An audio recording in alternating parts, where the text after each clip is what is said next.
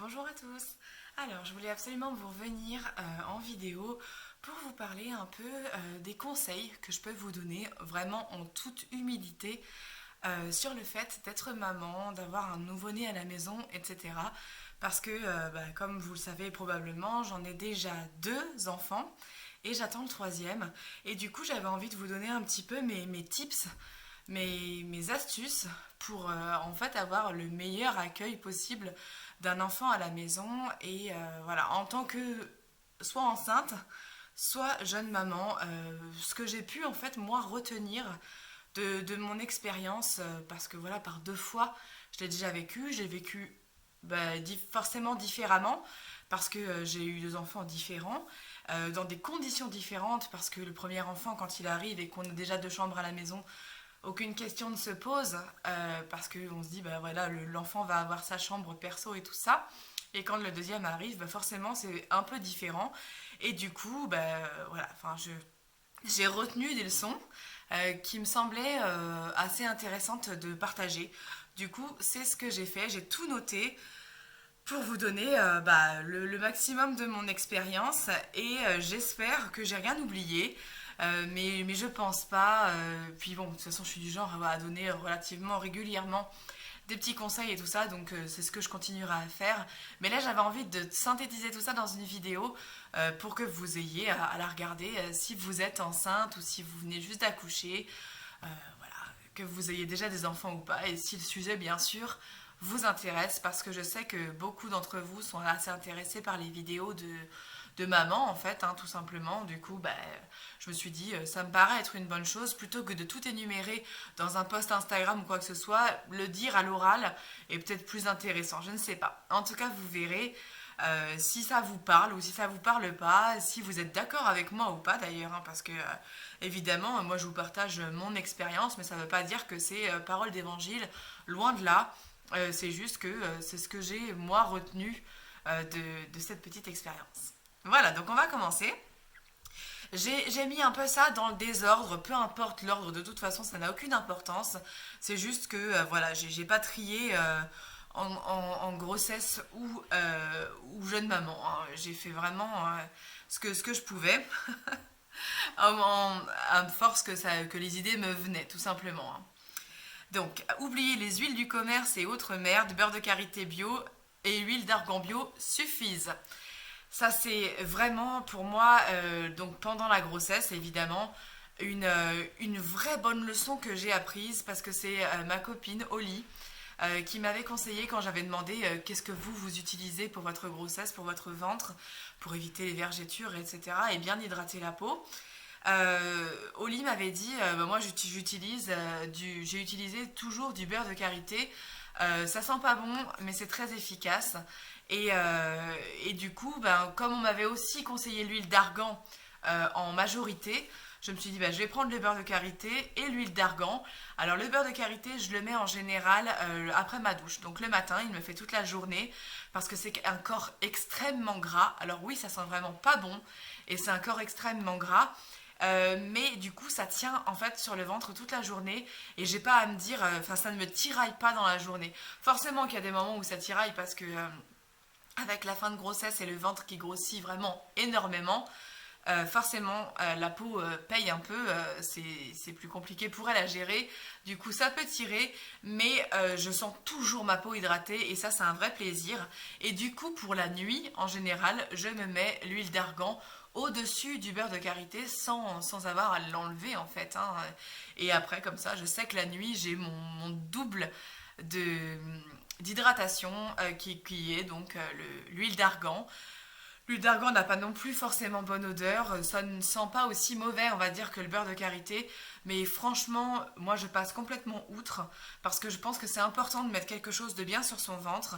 Et autant pour ma grossesse de Yann, je mettais la crème Mustela, dont aujourd'hui je ne supporte plus du tout l'odeur, donc je pourrais plus m'en servir. Euh, et j'avais plein de boutons sur le ventre. Des petits boutons de réaction. Je pense que ça ne m'allait pas, tout simplement. Et sauf que j'ai pas mis ça sur le compte de la crème Mustela ou de la Bee Oil, que j'ai malheureusement utilisé sur la fin de grossesse de Yann et je regrette énormément parce que c'est vraiment la pire merde du commerce que vous pouvez trouver. En gros, c'est du pétrole, hein, la Bioil, il faut vraiment pas l'utiliser. Donc ça, moi, je vous la déconseille à fond. Mais voilà, ensuite pour ma fille, j'avais utilisé l'huile Eucérine de pharmacie, que j'avais trouvé en pharmacie, qui était pas trop mal, mais c'est pareil, c'était pas le top, pas aussi bien que les bienfaits moi que je retrouve depuis que je suis enceinte de à peu près, on va dire, 4 mois et demi. Que j'utilise le beurre de karité 5 mois, ouais, on va dire 5 mois. Et vraiment, je trouve que c'est génial. Donc, n'utilisez pas, enfin, ne dépensez pas tout votre argent dans des crèmes du commerce, vraiment, parce que des produits naturels et bio suffisent amplement pour votre ventre et prévenir les vergetures. De toute façon, il n'y a rien de miraculeux, on dit tout le temps, hein, si ça doit péter, ça va péter. Mais le mieux, c'est quand même de préparer sa peau parce qu'elle peut aussi se réparer plus facilement si elle a été en amont mieux hydratée. Donc c'est important de le faire, je pense, même si on vous dit que si ça pète, si ça doit péter, ça pète. Oui, effectivement, moi j'ai pas mal de vergetures déjà à l'heure qu'il est et j'imagine que d'ici quelques semaines avant que j'accouche, je vais en avoir d'autres et voilà, c'est disgracieux, on est bien d'accord. Mais il faut, au moins, je me dis que je mets toutes les cartes de mon côté pour que ce ventre soit le moins sujet aux déformations possibles. Et voilà. Ensuite, n'achetez pas trop en taille naissance. Et ça, oui, je vous conseille vraiment de ne pas acheter trop en taille naissance, même si on vous dit que votre enfant ne sera pas très grand. Entre la taille naissance et la taille 1 mois, il n'y a pas grande différence. Par contre, la taille naissance, honnêtement, il les porte trop peu. Donc si vous avez envie d'une taille naissance pour par exemple simplement le premier habit que votre enfant va porter, moi je trouve ça plutôt sympa. Parce que voilà, c'est vrai que c'est mignon, c'est une petite tenue qui est un petit peu sacrée pour toutes les mamans, je pense. La première tenue qu'on va mettre à son enfant. Donc pourquoi pas en taille naissance, effectivement. Mais après, moi je vous déconseille d'en avoir trop parce qu'ils vont pas les mettre, vos enfants. Enfin, votre enfant ne va pas le mettre assez longtemps pour que vous ayez besoin d'en acheter une tonne. Donc moi, je vous conseille d'acheter tout de suite plus du 1 mois et du 3 mois parce que il vaut mieux que l'enfant soit dans quelque chose d'un petit peu grand qu'un petit peu petit. Donc notamment tout ce qui va être brassière ou enfin petit gilet, sweat et tout ça. Franchement, ne prenez pas en taille naissance parce que ça va au-dessus des vêtements. Donc déjà, il faut prévoir un tout petit peu plus. Et si votre bébé n'a pas exactement le gabarit naissance classique, ben, il va vraiment pas porter le truc. Donc c'est dommage parce que en plus, je trouve que les vêtements de bébé coûtent quand même assez cher. Et du coup, vraiment, c'est pas la peine de mettre des 1000 et des cents là-dedans. Il y a d'autres solutions qui sont beaucoup moins onéreuses. Notamment avoir des habits qui sont un tout petit peu trop grands. Ça ne se voit pas d'ailleurs parce que de toute façon le bébé est toujours allongé, est toujours dans les bras et honnêtement les premiers temps on les habille peu. Donc voilà, vraiment moi je vous déconseille d'acheter trop de naissance. Ensuite, pas trop non plus de petits biberons. Alors si vous ne comptez pas allaiter, donc si vous comptez donner du lait en poudre à vos enfants, enfin votre enfant, on va dire votre enfant parce que la plupart n'attendent pas 2 enfants, et ben je vous déconseille d'acheter trop de petits biberons parce qu'en fait on passe très vite aux étapes supérieures et c'est dommage d'avoir plein de petits biberons en trop. C'est pas grave si vous avez un biberon qui est un peu grand et qui servira toute la première année de votre enfant plutôt que d'avoir ces tout petits biberons qui vont vous servir à peine 2 mois et que vous serez obligé de changer par la suite parce qu'ils seront beaucoup trop petits de toute façon pour mettre et l'eau et la poudre. Parce que c'est ça qu'on se rend compte aussi, c'est que oui, effectivement, on peut aller jusqu'au trait du haut, mais la poudre, elle rentrera pas. Donc ça, c'est un peu embêtant, sauf pour ce qui concerne de l'eau, par exemple. Si on vous met que de l'eau et pas de la poudre avec.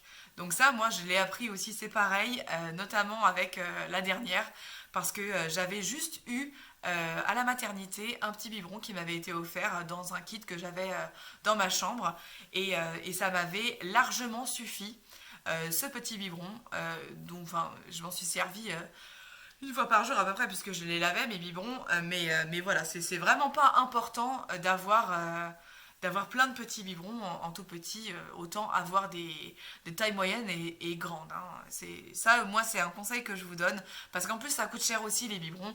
Tout ce que je vous dis, c'est pas par radinerie du tout, c'est par souci d'économie, parce que ça sert à rien d'acheter beaucoup, beaucoup trop pour nos enfants. Et voilà. Après, je sais que quand c'est le premier, vous n'allez pas forcément me croire, pas forcément me faire confiance, mais moi vraiment je vous le dis avec toute sincérité, je ne suis pas quelqu'un de spécialement économe, ni absolument pas quelqu'un de radin, vraiment pas. Donc c'est vraiment pas par radinerie que je vous dis ça, c'est parce que je me suis rendu compte que ça ne servait à rien du coup d'avoir trop, et je vous le partage. Alors ensuite, alors pas la peine d'acheter plein de produits bébés pour l'hygiène et limiter les bains. Alors ça c'est vrai que moi je vois notamment sur WeMom, dans le groupe des femmes qui vont accoucher à peu près dans la même période que moi, je vois qu'elles n'arrêtent pas d'acheter mais des tonnes et des tonnes de produits sans savoir ce qui va aller à leurs enfants, ou s'ils vont supporter ou quoi que ce soit. Et du coup je me rends compte que c'est... enfin, en fait on a l'impression que l'enfant il a besoin d'une tonne de produits, comme s'il avait une peau vraiment spécialement différente de la nôtre. Or, pas du tout. En fait, l'enfant, il a la même peau que nous, sauf qu'elle est plus fragile parce qu'il vient de naître et qu'il faut en prendre soin. Donc moi, ce que je vous conseille d'acheter, c'est évidemment du liniment, bio ou pas, hein, peu importe. Mais c'est important de l'avoir le liniment parce que souvent ça aide à décoller les petits morceaux de caca qui peuvent être collés et qu'avec de l'eau on n'arrive pas à enlever. Donc le liniment est utile pour ça et aussi utile pour les petites rougeurs que le bébé peut avoir. Je parle pas de l'érythème fessier, hein, je parle des petites rougeurs que de temps en temps il peut avoir. Ça soulage un minimum parce que c'est un corps gras. Ensuite, moi je vous conseille vraiment d'utiliser de l'eau. Voilà, l'eau suffit pour nettoyer le sexe de votre bébé largement. Tout le siège, hein, même, hein. Enfin, les fesses, l'anus, le sexe. Vraiment, il n'y a pas besoin de mettre 3 tonnes de produits différents. Il n'y a pas besoin de lui mettre du chimique. Bien au contraire, à cet endroit-là, la peau de votre bébé ne s'emportera que mieux si vous faites attention à utiliser des produits qui sont extrêmement sains, comme le liniment, bio c'est mieux, et l'eau. Franchement, c'est vraiment ce qu'il y a de mieux.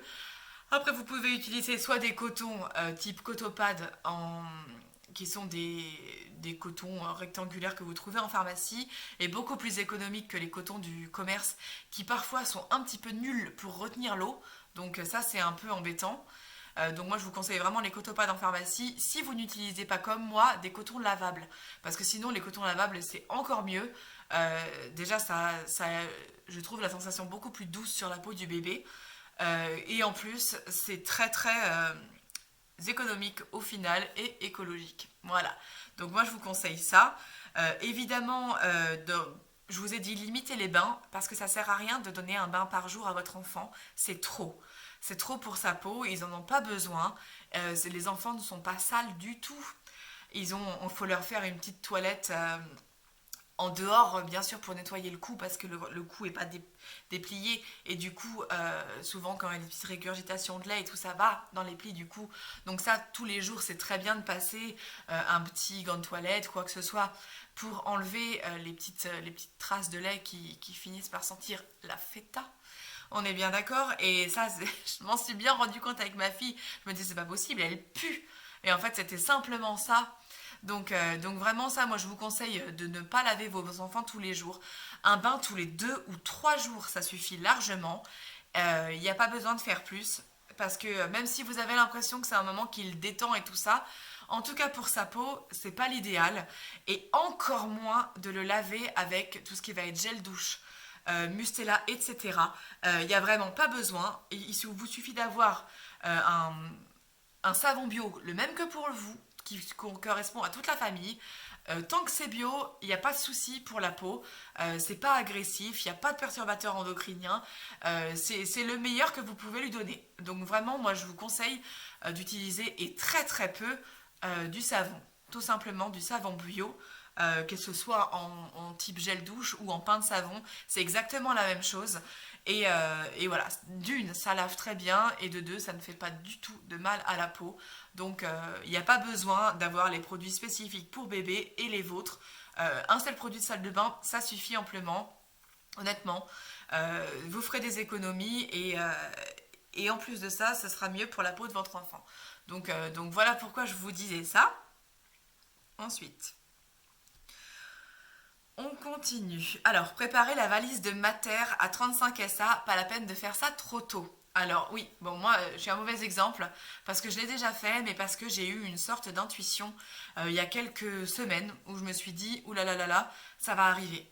Et c'est parce que je trouvais mon ventre très gros et que j'étais un peu inquiète. Et en fait, bah, après, on va expliquer pourquoi j'avais un ventre très gros, etc. Mais du coup, j'avais préparé ma valise. Mais pour les deux premiers, honnêtement, je l'ai fait un peu plus tard et je trouve que ça a un côté un peu qui nous rassure. Quand on le fait vers 35 SA, on sait que ça veut dire que c'est pour bientôt. Mais on a plus de recul, je pense, pour savoir ce dont on a besoin, notamment pour les affaires qui nous concernent nous en tant que maman, parce que c'est important d'avoir assez d'affaires pour nous aussi, parce qu'on a tendance à penser seulement au bébé, et les affaires du bébé, effectivement, oui, on peut les préparer aussi tôt qu'on le veut, mais pour nos affaires à nous, c'est quand même des affaires dont on se sert, et donc en général, on n'a pas ce qu'il faut très longtemps en avance. Et à 35, et ça c'est très bien parce que le bébé peut arriver 2 semaines après sans problème. Ou à partir de 35, il y en a plein qui accouchent à 35, 36. Hein. Donc c'est bien que ce soit prêt à ce moment-là. Et le faire trop tôt, je pense que c'est... bah, bien sûr, hein, ça ne tient que de mon avis. Hein.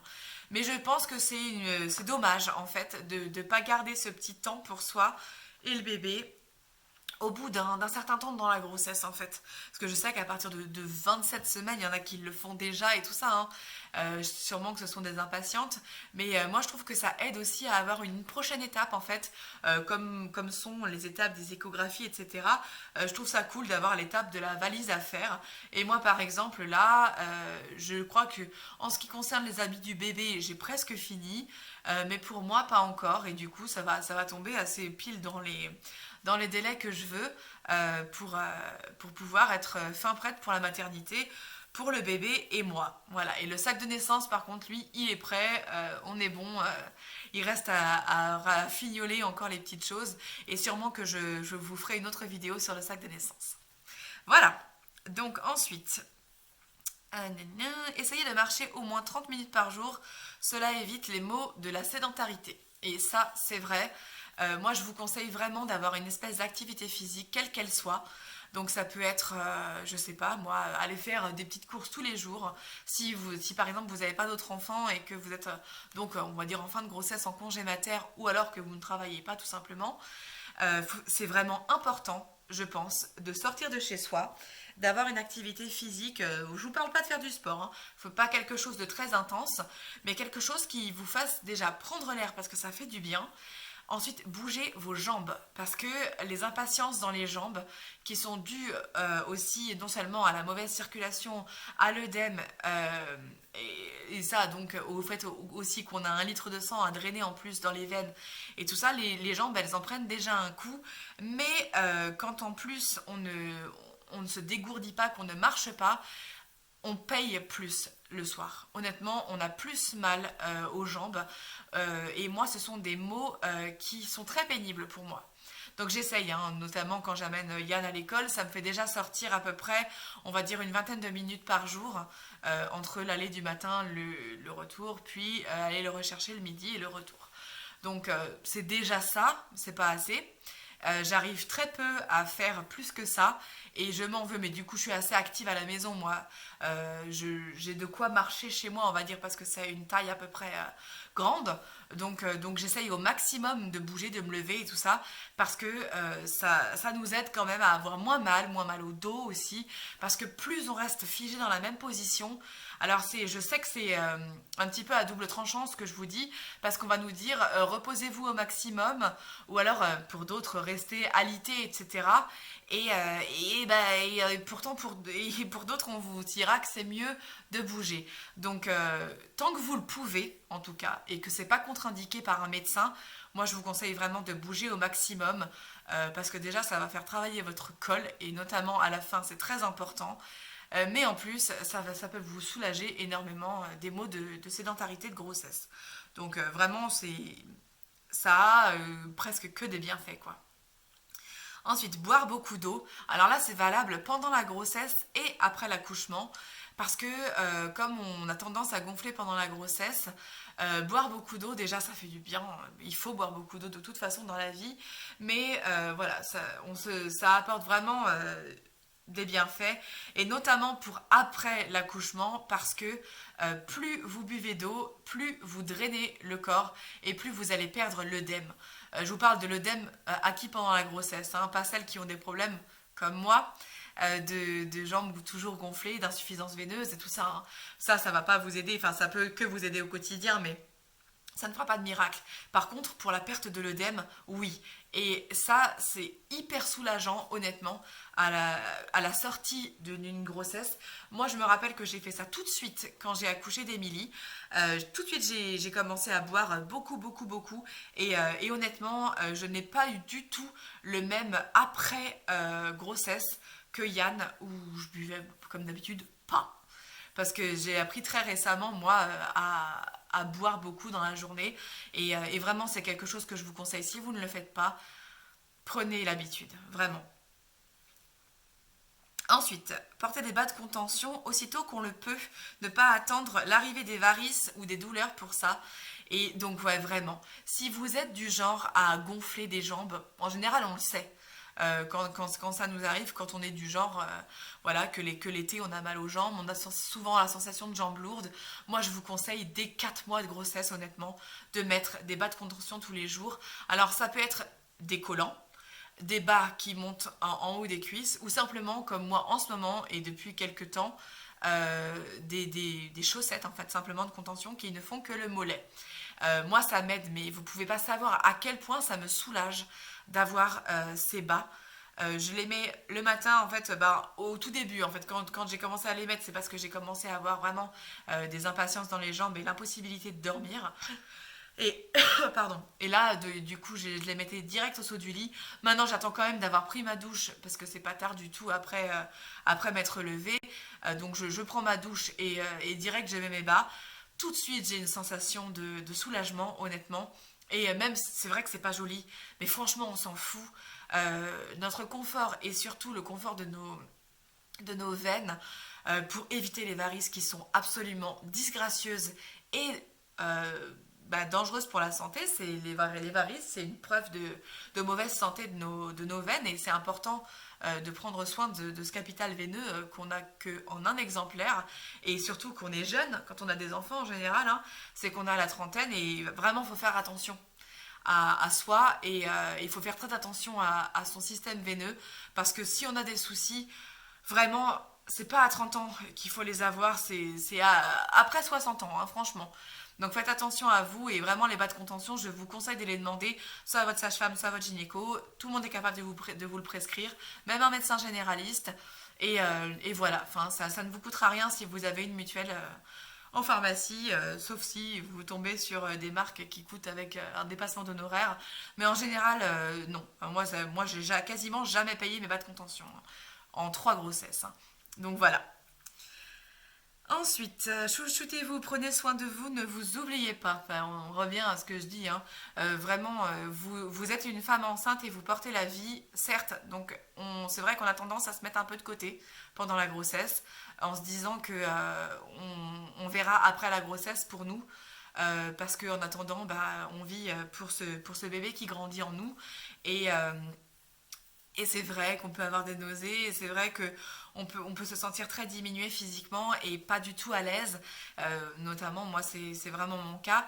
Mais le fait dès que je le peux, m'offrir des petits moments pour moi, pour regarder une série, pour prendre un bain, pour me maquiller, parce qu'on n'a pas toutes les mêmes hobbies, hein, les mêmes choses qui nous font plaisir, mais vraiment prendre du temps pour vous, pour faire du shopping si vous en avez envie. Moi, je ne peux pas, mais j'aimerais, je rêverais d'aller faire du shopping là. Ça fait depuis le mois de septembre que j'en ai pas fait. Donc ça fait plus de 3 mois, ça fait ouais, presque 4 mois que je n'en ai pas fait et ça me manque énormément. Vraiment, je pense que c'est le truc que je ferai dès que je peux à la naissance du petit.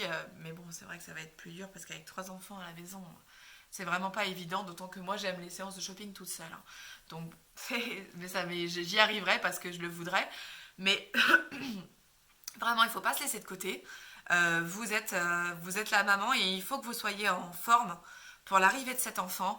Et il faut surtout que pendant cette grossesse, vous soyez épanoui moralement. Il ne faut pas du tout que vous vous sentiez abattue ou handicapée ou toute seule ou, ouais, ou plus vous-même. On n'a déjà plus le corps qu'on avait. Il faut vraiment que notre esprit il reste zen et il reste à nous en fait, hein. Donc vraiment, moi je vous conseille de ne pas vous oublier, quelle que soit la chose que vous aimez le plus faire, continuez de le faire au maximum. Ensuite, là c'est pour quand le bébé est né. Donc ne pas porter de parfum les premières semaines avec bébé. Alors je sais que ça peut être frustrant parce que il y a des femmes qui sont comme moi. Moi le parfum c'est un peu toute ma vie. J'en porte énormément. Pendant les grossesses peu parce qu'en général moi j'ai des nausées. Enfin mes parfums me donnent la nausée. Donc c'est compliqué pour moi de porter du parfum enceinte. Mais il y en a quelques-uns qui passent heureusement. Donc j'en mets quand même. Mais voilà, faites quand même attention à vous parce que en fait, le bébé, dans les premières semaines, il faut qu'il s'habitue à votre odeur. Et il faut que ce soit votre odeur naturelle. C'est mieux, hein, donc je ne parle pas de jamais se laver, évidemment. Mais ne pas porter de parfum, c'est vrai que c'est quand même le mieux pour votre bébé, pour qu'il sache qui vous êtes, qu'il vous reconnaisse, parce que c'est pas la vue qui va l'aider, c'est vraiment la façon dont vous le portez, mais surtout l'odeur, parce qu'il aura l'odorat pour l'instant plus développé que sa vue. Donc c'est important, mais je pense qu'on peut-être c'est quelque chose qu'on vous a déjà dit, mais peut-être pas. Donc voilà, évitez de porter du parfum les premières semaines tant que votre bébé ne vous reconnaît pas. On le sent hein, quand le bébé nous reconnaît après, hein, et on peut se relâcher avec le parfum, mais étant donné qu'ils sont souvent contre notre poitrine en plus, moi franchement, pourtant Dieu sait que j'aime le parfum, mais je n'en mets pas. Ensuite, prévoyez des probiotiques pour les premiers jours avec bébé. Cela peut vous éviter bien des pleurs liées aux douleurs. Donc voilà, que vous ayez un bébé qui fait des coliques ou pas, parce qu'au début, il y en a plein qui me disent «Ah moi, mon enfant, il n'a jamais fait de coliques». On ne sait pas. On ne sait pas comment sera le prochain, on ne sait pas si finalement c'est juste qu'il ne se plaint pas ou je ne sais quoi. Les probiotiques, ça coûte pas cher du tout en pharmacie et ça peut franchement sauver vos nuits ou vos fins de journée ou vos moments dans la journée où vous pourriez avoir un peu de répit parce que le bébé hurle quand il a mal, quand il a des coliques, etc. Et donc c'est important, je pense, de faire attention à son petit intestin et de lui donner des probiotiques. C'est quelque chose de très très sain, les probiotiques, hein. C'est le temps que son intestin arrive à les faire. Parce que quand ils naissent, les bébés, ils ne sont pas finis, entre guillemets. Les intestins sont assez mauvais. Et comme on ne leur donne que du lait, qui est déjà pas forcément très très digeste, ça dépend le lait qu'on donne, etc. hein, bien sûr, et ça dépend de la réaction de chaque bébé à ce qu'on lui donne. Mais voilà, donner des probiotiques type BioGaia, il y en a plein. Hein, ça, franchement, vous pouvez y aller. En pharmacie, il y en a plein, plein, plein. Moi, j'ai déjà repéré ceux que je vais acheter pour le prochain, là. Il y a aussi quelque chose qui est très, très bien, c'est le Julep gommeux. Donc, Julep gommeux. Julep et gommeux GO2MEUX. Vous pouvez vous le faire prescrire par le pédiatre, mais de toute façon c'est quelque chose qui n'est pas remboursé par la sécurité sociale et qui coûte assez cher, hein, faut le dire. Ça c'est pas quelque chose à prendre forcément dès la naissance, c'est à voir si les probiotiques ont l'air de fonctionner ou pas, mais c'est donc quelque chose à la fleur d'oranger et fait à base de chaux. Ça vient des pays du Maghreb et honnêtement c'est vraiment très très efficace. Moi je sais que pour ma fille, j'en ai beaucoup acheté. Donc oui, ça coûte cher, mais bon, honnêtement, quand j'ai vu le bien que ça lui faisait, j'ai pu lésiner là-dessus. Type calmosine machin, moi par contre je suis contre. Déjà ça coûte cher. Ça dure pas du tout longtemps et ça coûte cher. Il faut le garder au frigo, c'est très emmerdant. Donc honnêtement, ça je vous déconseille. Ça ne sert à rien. Mais vraiment, les probiotiques, c'est très important. Ensuite, testez votre poussette avant de l'acheter. N'achetez pas celle que l'on vous conseille. On n'attend pas tous la même chose de cet engin. Et c'est vrai que moi, par exemple, comme je ne suis pas petite et que j'ai des problèmes de dos, j'ai besoin d'être à bonne hauteur en fait de poignée de poussette. Donc il a fallu que j'essaye les poussettes avant de les acheter. Et honnêtement, c'était pas du tout une erreur. Je pense que j'ai très bien fait. Et la seule poussette que l'on m'a conseillée et que j'ai pas pu essayer avant, et ben c'est celle qui me dérange le plus en matière de hauteur parce que je la trouve trop basse et du coup je suis plutôt courbée quand je la pousse et donc ça m'embête. Donc voilà, moi je vous conseille vraiment d'aller tester la poussette que vous voulez acheter, que l'on vous a conseillé même. Hein. Vous allez la tester en magasin et ensuite si vous la trouvez moins chère sur internet évidemment, vous l'achetez sur internet. Mais c'est important de tester et de pas forcément se fier à la mode ou à l'avis des autres parce que voilà, on n'attend pas la même chose, on n'a pas tous les mêmes coffres de voitures par exemple, hein. On n'habite pas tous au même endroit, il y en a qui vont dans la forêt et tout ça avec leurs poussettes, il y en a qui ne font que de la ville et donc vraiment moi je vous conseille d'essayer la poussette. Ensuite, essayez de mettre le bébé au plus vite dans sa chambre seul, sauf en cas d'allaitement. Donc le cas de l'allaitement, évidemment, dans les premiers temps, il vaut mieux que le bébé soit à côté du lit de la maman pour que ce soit plus facile de le prendre la nuit pour allaiter, etc. Donc voilà, on passe.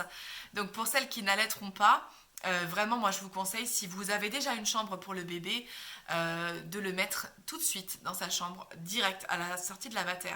Nous, c'est ce qu'on avait fait pour Yann, parce que du coup, on le pouvait. On avait notre chambre, il avait la sienne, juste à côté, donc c'était top. Et honnêtement, même si ça fait peur dans les premiers temps, c'est enfin, vraiment, je ne peux que vous conseiller ça pour vous libérer un peu l'esprit et voilà, laisser un peu d'autonomie à votre enfant aussi. Il peut vivre sans vous dans la pièce et vous vivrez mieux aussi. Ça fait vraiment, vraiment du bien. Donc voilà, moi je vous conseille de mettre l'enfant au plus vite possible dans sa chambre. Nous, du coup, on avait donné notre chambre à Émilie quand on a vu qu'elle faisait ses nuits. On s'est dit, bon bah maintenant, c'est plutôt nous qui la dérangeons en tournant dans le lit et tout ça. Donc on s'est dit, pour qu'elle dorme mieux, on lui avait laissé notre chambre. Donc puisqu'on n'avait que deux chambres, ouais c'est ça, et qu'on ne dormait pas dans le salon à l'époque, on l'avait mise dans notre chambre et nous, on a squatté le salon du coup à ce moment-là. Et là, du coup, pour le troisième, notre salon est très grand, donc il sera dans un coin du salon. Nous, dans notre coin lit, hein, évidemment. Et du coup, voilà, c'est ce qu'on va faire. Et quand le bébé fera vraiment ses nuits, des vraies nuits, eh ben, on le mettra avec Émilie dans la chambre. Voilà. Donc que ce soit fille ou garçon, franchement, pour les premiers temps, on s'en fiche totalement. On verra ça plus tard, l'organisation des chambres, parce que pour nous, c'est vraiment pas le plus important. L'important, c'est que les bébés dorment bien. Voilà, c'est pas tellement que nous ça nous dérange pas, hein, parce que avoir le bébé dans la pièce, nous ça nous dérange pas. Hein, je pense que c'est plutôt l'inverse, si on a tendance à se lever beaucoup, que ça peut gêner le bébé, parce que moi je me rappelle que Émilie elle s'est mise à pleurer en fait. Elle a fait ses nuits à 1 mois et à peu près à 3 mois. Ouais, un truc comme ça, entre 2 et 3 mois, je crois. Elle se réveillait tout le temps à 5 heures du mat, au moment où moi j'allais aux toilettes. Parce que le parquet par terre faisait du bruit et du coup je me suis dit c'est pas possible, en fait c'est moi qui la réveille donc ça va pas et du coup on avait fait ce système là, mais voilà, l'enfant je pense dort mieux sans ses parents, donc voilà, moi c'est mon petit conseil. Alors ensuite, acheter des dosettes pour les biberons et les avoir par avance de préparer. Vous savez, c'est les dosettes de poudre, hein, pour préparer les biberons. Honnêtement, c'est vrai que ça sauve dans la journée. Quand on n'a pas le temps, quand le bébé se met à hurler parce qu'il a faim, aller prendre toutes les petites dosettes ou machin, c'est vrai que ça c'est fastidieux. Donc avoir des dosettes déjà pré-remplies, c'est super bien. De même qu'avoir à peu près 4 biberons dispo tous les jours en fait, hein. Ça c'est, on les lave du coup une fois par jour. Mais devoir systématiquement laver un biberon, ça c'est vraiment emmerdant.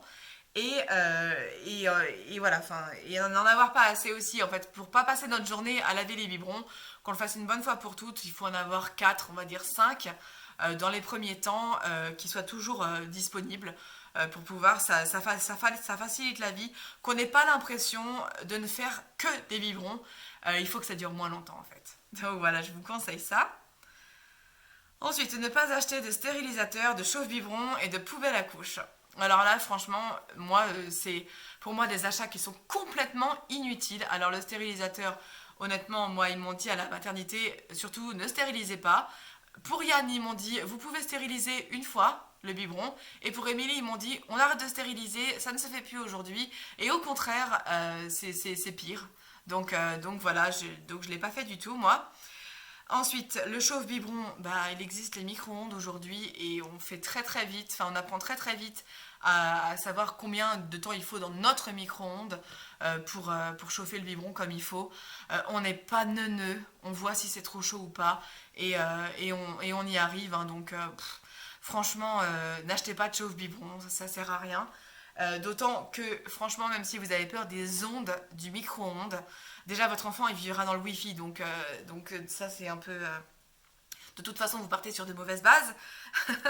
Mais en plus, c'est vraiment l'histoire de 15 secondes, hein, dans le micro-ondes. Donc, après, ça n'engage que moi, hein, mais vraiment, je ne vous conseille pas d'acheter un chauffe-vibron qui va vous prendre de la place et qui vous servira à peine. Donc, ça ne sert à rien. Et pareil pour la poubelle à couches. C'est vraiment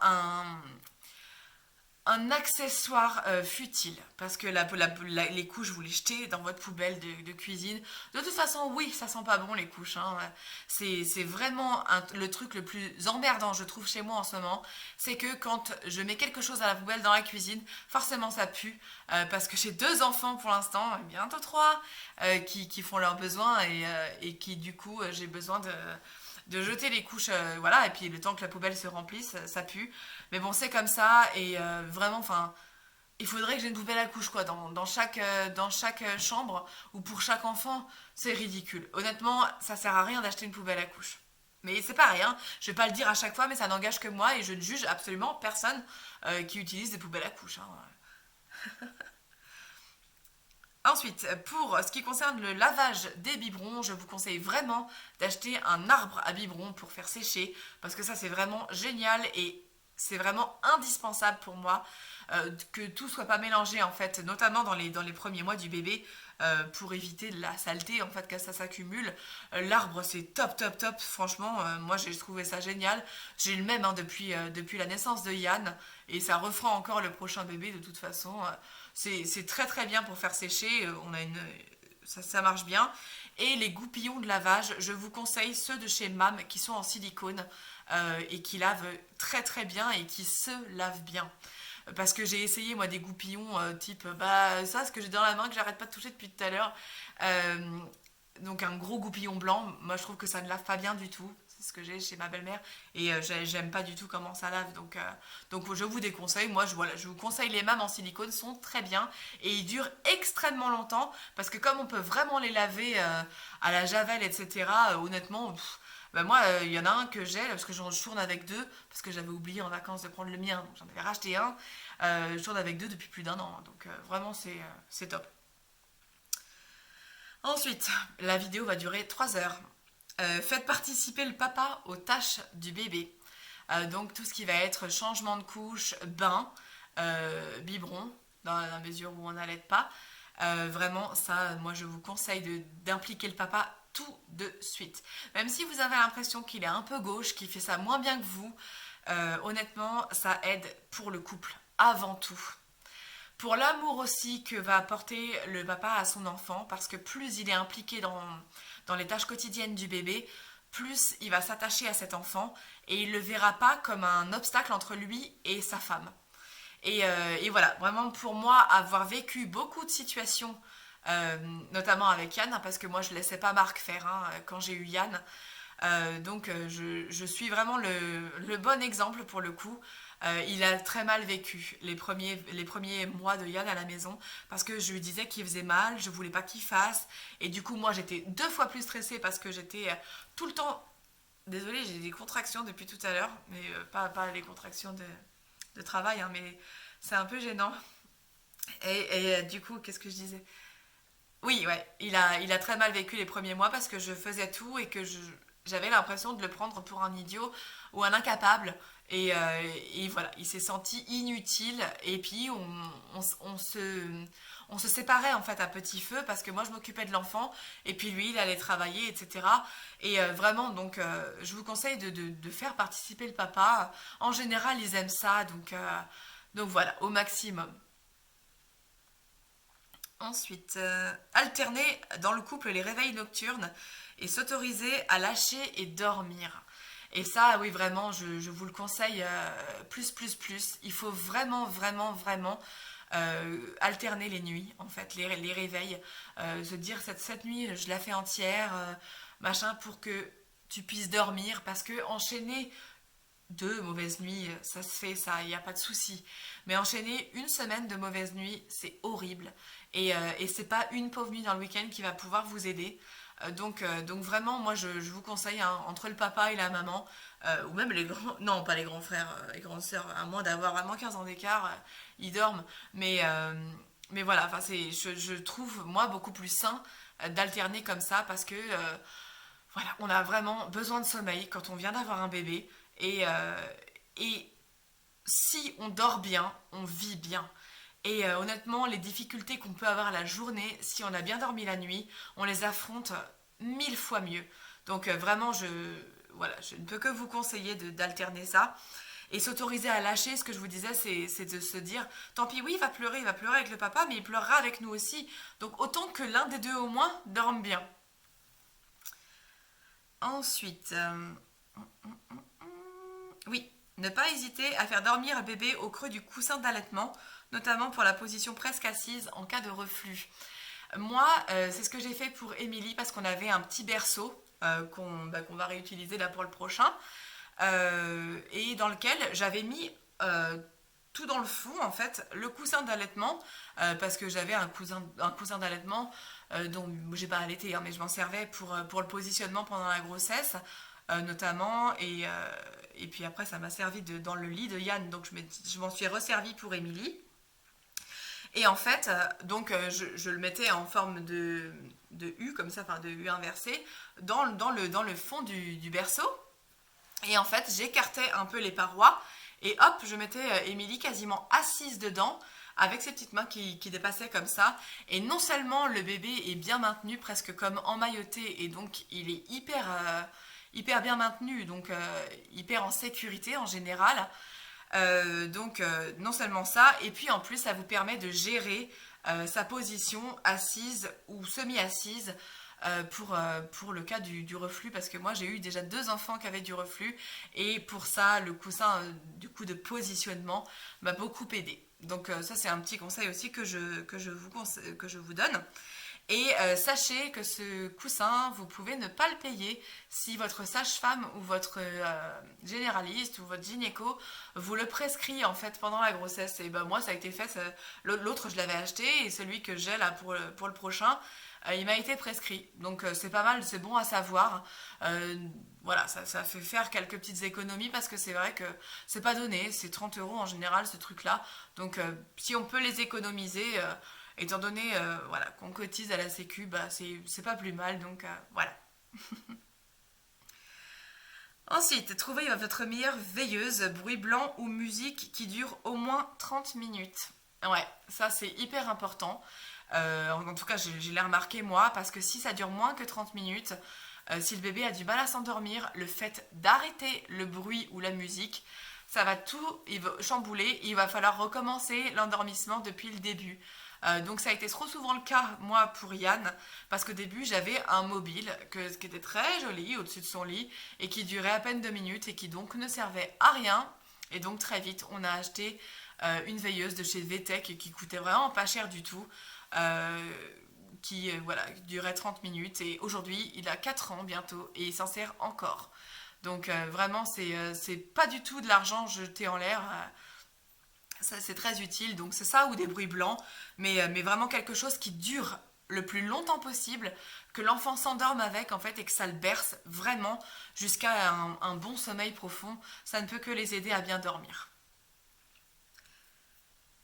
Ensuite, prévoyez un gros stock de langes utile jusqu'au moins les 4 ans de l'enfant. Je vous dis jusqu'au moins les 4 ans de l'enfant parce que moi maintenant c'est leur serviette de table, hein, mes enfants. Hein. Donc c'est très très utile les langes. Donc il y a beaucoup, je sais, de femmes qui se demandent à quoi ça sert. Bah ça sert à nettoyer notamment les petits vomis, les petites taches sur le canapé, sur nous, sur l'enfant lui-même. Ça absorbe extrêmement bien. C'est génial. Je dois en avoir franchement une trentaine de langes. Et j'en ai racheté là pour le nouveau parce que j'aime bien avoir des nouveaux langes pour un nouveau bébé. Mais vraiment, c'est utile au quotidien. Hein. Même pour moi, hein, je m'essuie souvent les mains sur les langes.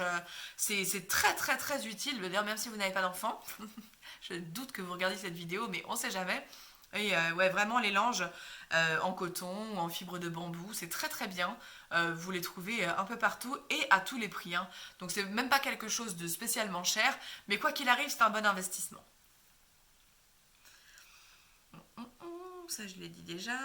Et ah oui, et le dernier conseil que je vous donne, c'est à partir de 15 jours de vie. Avant, normalement, c'est pas trop conseillé.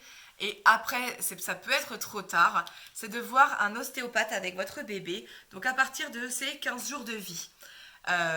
Et je vous conseille moi de le faire effectivement à 15 jours parce que ça donne un premier diagnostic pour l'ostéopathe, voir s'il a besoin de revoir votre enfant ou pas, parce que on s'en rend pas compte, nous, en tant que parents.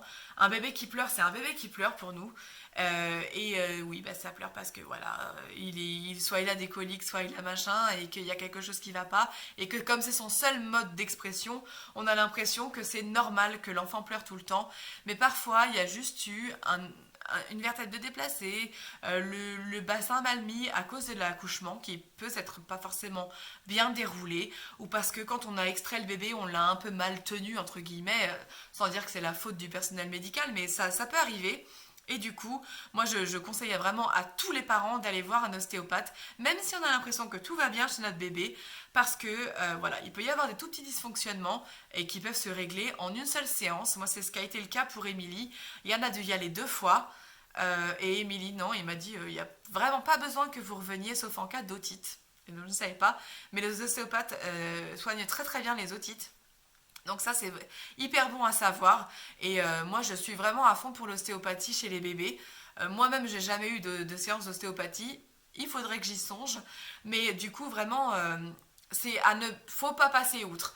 Si vous avez une mutuelle, en général les mutuelles elles prennent vraiment en charge ce genre de pratique, même si vous en avez pour 10 euros de votre poche, pensez au bien-être de votre bébé, c'est hyper important. Et voilà, la séance d'ostéopathie pour moi, au moins une, puisque vous allez voir ce que vous dira l'ostéopathe, c'est hyper important. Donc il ne faut pas passer outre. Voilà, bah écoutez, je vais aller très très vite maintenant pour vous dire au revoir. Donc, vidéo très longue, j'espère que ce ne sera pas trop fastidieux à regarder et que ça vous aura fait plaisir. En tout cas, je vous embrasse très très fort. Je vous remercie de m'avoir suivi. On se retrouve sur les réseaux, tout est en dessous de toute façon dans la barre d'infos. Je vous embrasse et puis à très très bientôt.